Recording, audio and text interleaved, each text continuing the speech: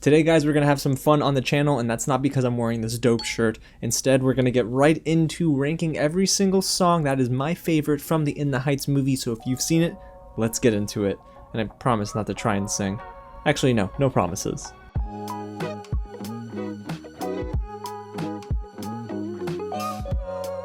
What's going on, you guys? James here, and today, yes, I'm ranking all of my favorite songs, all 17 from the In the Heights movie. Now, if you've seen it, guys, it's incredible. Go ahead and check out my review. It's right at the top of the screen. And moving forward, it will be a spoiler-filled video. We're going to get into some plot details, okay? So if you haven't seen the film, go ahead and watch it. It's on HBO Max or in theaters, and then come back to this video, and let's go through some of my favorites. But before we get into that, guys, if it is your first time here at the channel, welcome to Real James, where I talk about movies and TV early like this all the time. So if you don't want to miss out, go ahead and hit the big red button below, subscribe to the channel, and tap on that bell, guys. Smash that thumbs up button if you're a big fan of In the Heights, and get loud down below and give me your ranking from 1 to 17, from best to worst, or you can go from 17 to 1, which we're gonna do, from least favorite to most favorite. Alrighty, y'all, so I cannot contain my excitement for this. So let's get into number 17, Home All Summer. It is a song that played during the end credits and does feature my favorite salsa artist ever, Mark Anthony,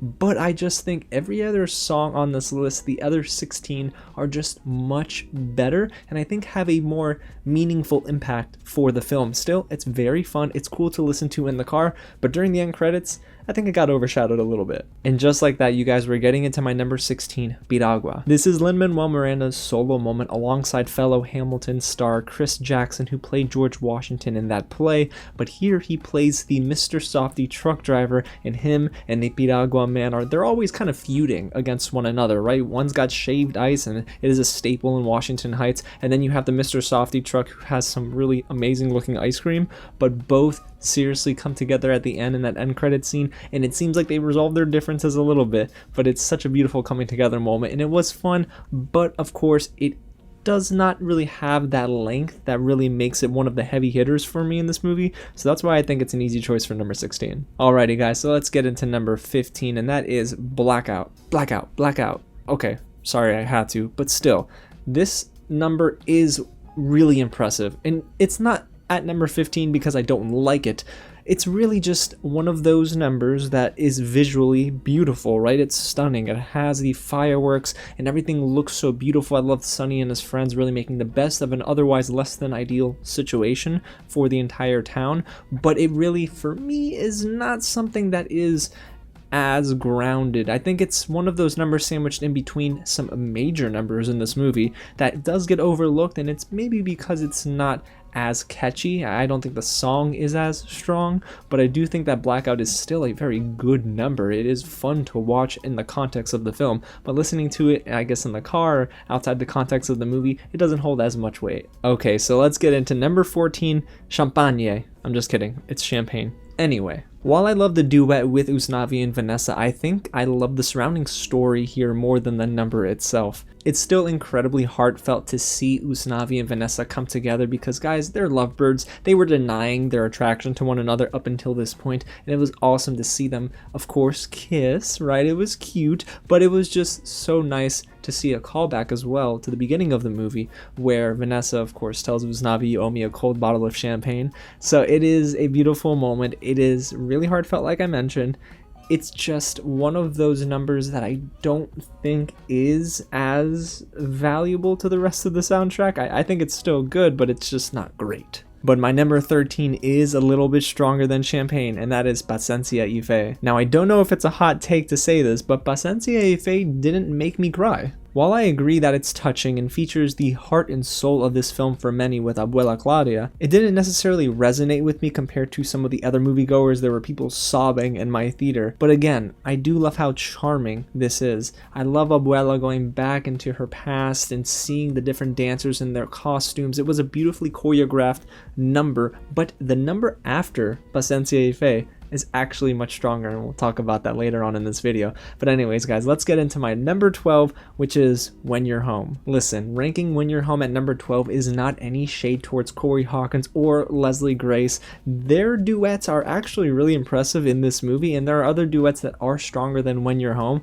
but still, I'll say it here, and I said it in my review, their relationship is probably the strongest in the movie. Their chemistry is A+, and I again have to say that this is a testament to how positive the movie is and the inspiration that it provides. And if I'm not mistaken, this is one of those first early moments where we hear Nina tell Benny to just be quiet for a minute so she can hear their block, and I think that was so cool. I love those little moments in between the actual singing, and it's beautiful. I don't know, I loved When You're Home, but again, there were different duets with Benny and Nina that I did feel were a little bit stronger. So let's get right into my number 11, and that is the finale number. This number was so nice, guys, and it was the sweet ending that I and so many others in my theater were rooting for, and I loved how the community came together to celebrate life and happiness. The fire hydrants, the conversations with Usnavi and his children, and then of course that final shot where we see Usnavi and Vanessa's daughter put, I believe it's Usnavi's father's hat on, and it just ends, and it's almost like a testament to, okay, this is the next generation, like this is gonna bring up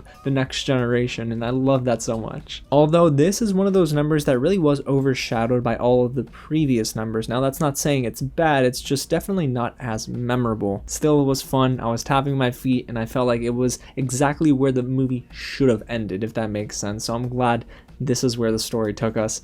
Okay guys, so let's get into my top 10, starting with It Won't Be Long Now. Melissa Barrera gives it everything she's got for her solo number here, and I love the energy from this number and how it spoke to something that many have experienced, which is someone else trying to shut down our dreams. We learn a lot about Vanessa here as a character too. Yes, she gets attention, but she doesn't always crave that. Instead, she craves something else. She wants to open up her own business. She wants to be a fashion designer, and I loved how we got a little bit more backstory to her character, and I do think that Melissa Barrera had so much fun in this number, and it shows, and it really had a lot of lasting power for me after the movie. I kept kind of singing this song over and over in my head again, and I probably got the lyrics wrong. Anyways guys, let's move on to number 9, which is Breathe, and this is Nina's solo number. Leslie Grace.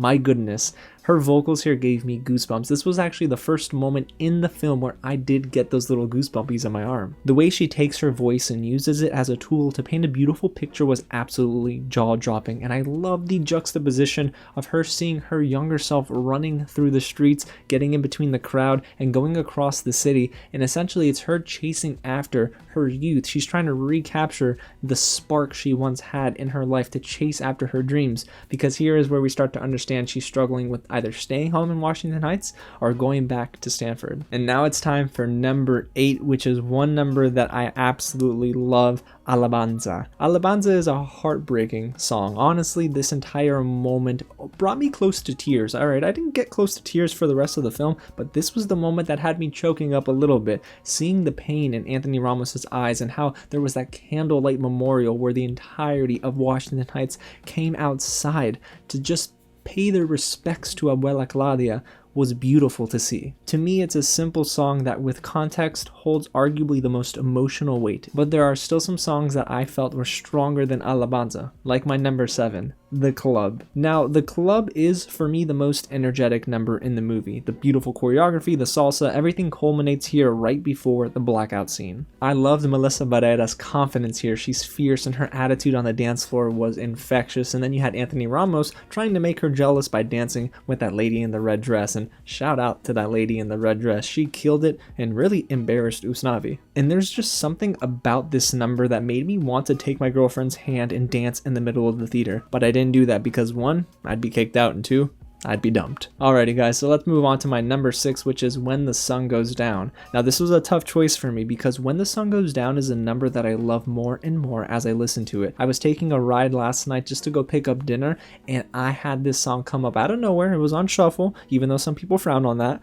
but I had the album on shuffle. The song came on and I was locked in. I even thought of just sitting in the parking lot a little bit longer just to hear every lyric play out. This is Benny and Nina's strongest moment together, and I do love the way this moment was filmed. It's equally as impressive. I was also stunned at the behind the scenes story for this, where they used an actual prop that replicated the side of a building, and it was turning on a turnstile almost back and forth, and you saw Corey Hawkins and Leslie Grace. They didn't use any dance doubles according to director John M. Chu. Instead, they were performing everything and singing, and it was so beautiful. So that's why When the Sun Goes Down is ranked as highly as it is, guys. But let's move on to number 5, which is Carnaval del Barrio. Guys, this is the party moment of the entire film. I wanted to actually get out of my seat, hop into that scene, and join them. I might not be the best salsa dancer you've ever seen, but I wanted to try because they just gave off such radiant energy through the screen. The way Daniela begins this number by reinvigorating her community, and then we get a ton of representation with flags flying high.